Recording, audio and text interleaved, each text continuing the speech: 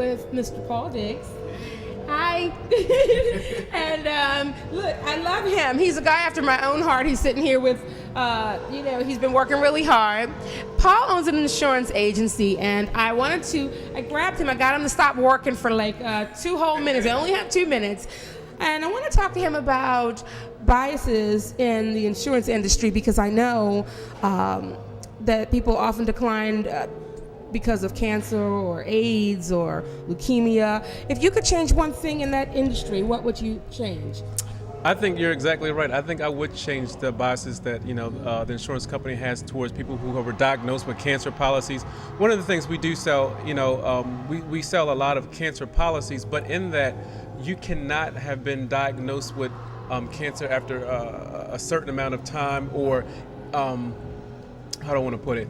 Or if you've ever had cancer or an illness of that nature, you will not be able to be written by an insurance company due to the fact that they don't want to take that risk on you. Yeah, not just cancer, but AIDS and leukemia, different various diseases. So one of the things I would want to change is the fact that nobody really knows when or how they're going to get a disease, and I think that we need to have different guidelines on how the underwriting is done to allow certain benefits to be given to somebody who has been diagnosed with a disease in order for them to be covered. Because 9 times out of 10, people don't know.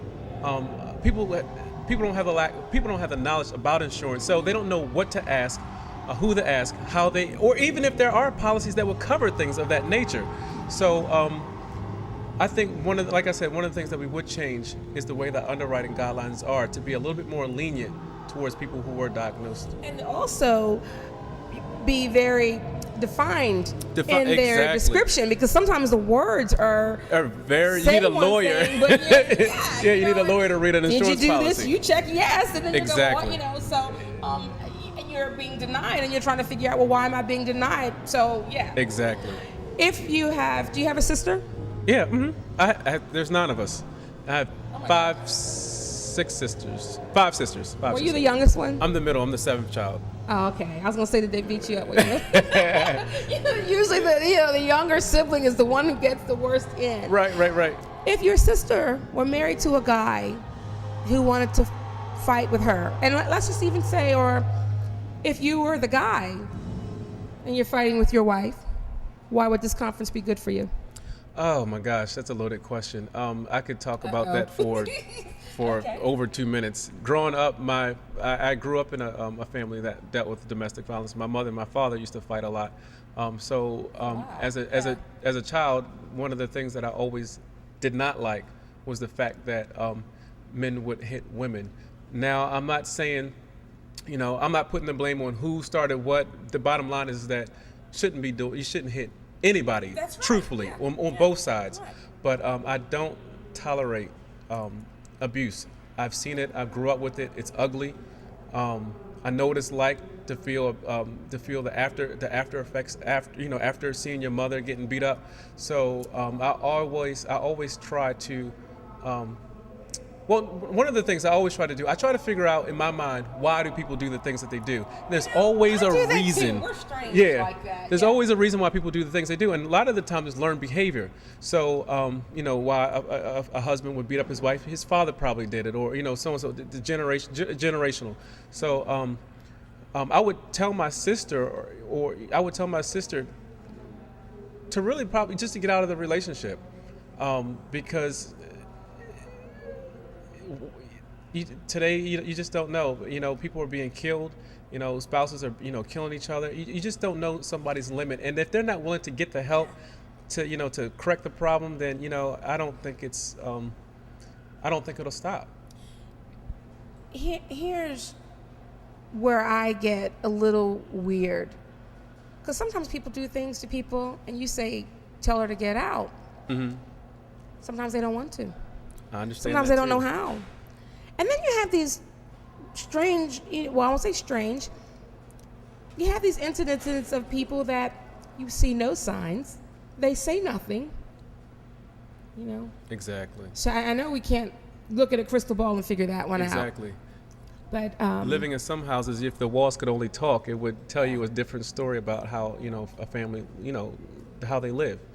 So and I also tell you, you said if it's always a guy, sometimes you have women that are abusive to the males, and we don't hear a lot of talk about that because guys are like, oh, well, I'm not soft, and nobody should be hitting anybody. So it goes back to your point. Paul, I want to ask you this question. We're going to let you go. Oh, no problem. Because he wants to go back to work. Oh. I love a guy that wants to work. I will never stop a man from working. Do you mind if I ask you how old you are? I am 30. And he owns his own insurance agency. It's do you mind if I tell him what type of agency? Yeah, I own an Allstate agency. Well, we do a whole lot of different things. I own an Allstate agency, and also I'm a real estate broker, so I have my own real estate company as well. And he's single. I think. I don't know. No, actually, I'm married and with 3 children. Oh my gosh, are you really? Yeah, my 12, 6, or 12, You 7. look 12. How do you have a 12, 7, 12-year-old? I started a little early. Oh my gosh, but you did the right thing. Yeah. And he has this gorgeous car. So when I grow up, I want to be like him. Oh. Parting thoughts for the conference and people that are watching, and just anything that you want to say to people about the conference, about being a man in today's world and dealing with all the madness. What do you think about? Oh wow, being a man in today's world, that's a loaded question too. It's interesting. It's you never know, because you see, the outside appearance. You never know how to walk in, how you would feel walking in somebody else's shoes. So I always say that whatever you do, whatever, male, female, whatever you get yourself into, just look at the fact that, as a male, I'm human. We make mistakes. There's some things that stresses me, some things that that kind of can get to me. But at the end of the day, as a male, you have to broaden your shoulders and still be able to stand up under the pressure. And you learn from the different things in your life, the different mistakes, the different trials, the joys, the successes. And I think that overall, in everything that we do, whether we're putting on a conference, we're selling real estate, we're doing insurance, one of the main focuses for us is to give back faith, to give back a faith-based message, whatever we do. Because in the end, that will sustain you. That has sustained me and my family, and I think that's Jesus Christ is the way to go. I think you're a great example. If people would like to get a hold of you, is there a way they can contact you? Yeah, they can actually contact me. My cell phone number is 410-808-1078, or they can reach me via email at pdiggs07@comcast.net. All right, he's got to go now. That was more than 2 minutes, but thank you.